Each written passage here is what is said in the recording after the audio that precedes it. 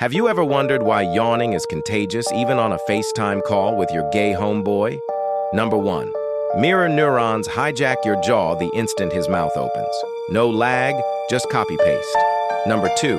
One pixelated yawn drips oxytocin through the Wi-Fi. Next minute, you're both ugly crying at a TikTok cat wedding like someone just canceled brunch. Number 3. Try to choke it back and the trapped yawn squeaks out like a fat hog squeezed into a baby tea. Total snout giveaway.